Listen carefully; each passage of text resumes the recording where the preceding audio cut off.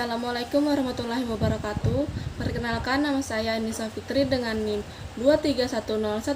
23101162200028 kelas A2.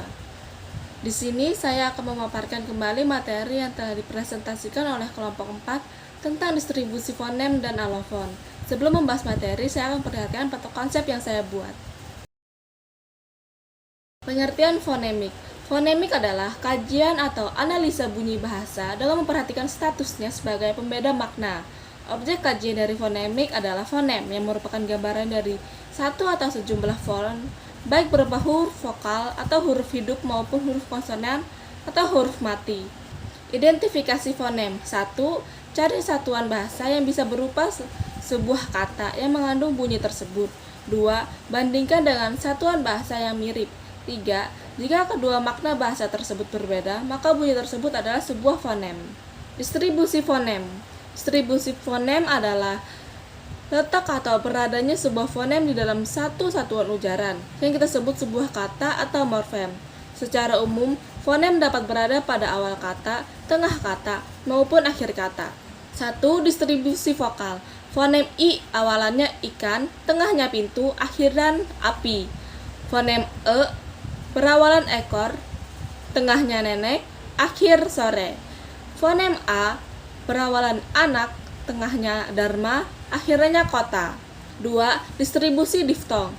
A. Diftong au dapat menduduki posisi awal dan posisi akhir, seperti pada contoh kata aula dan pulau, tidak dapat menduduki posisi tengah. B. Diftong ai hanya menduduki posisi akhir, seperti pada kata pantai dan landai, tidak dapat menduduki posisi awal dan posisi tengah. C. Diftong oi hanya menduduki posisi akhir, seperti pada kata sekoi dan amboy, tidak menduduki posisi awal dan posisi tengah. D.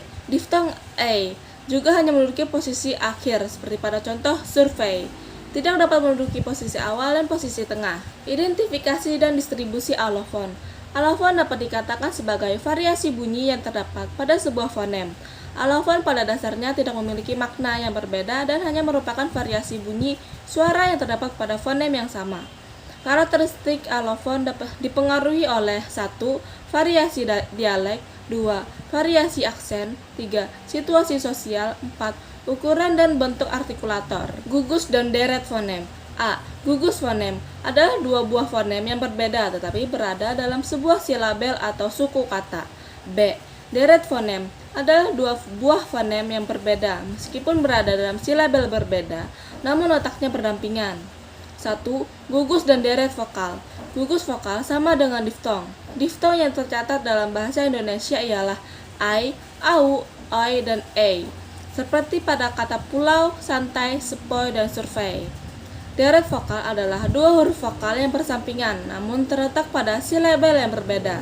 Contohnya, au seperti pada kata laut dan daun, ai seperti pada kata kain dan kait, ao seperti pada kata kaos dan laos, ua seperti pada kata luar dan kuat, ue seperti pada kata kue, ui seperti pada kata puing dan sweet, ia seperti pada kata siar dan kiat.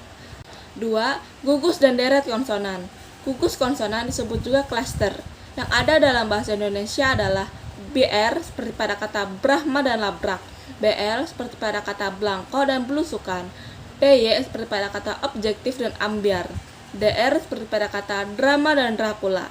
Deret konsonan adalah gabungan dua konsonan yang terdapat pada suku kata yang berbeda meskipun berdampingan.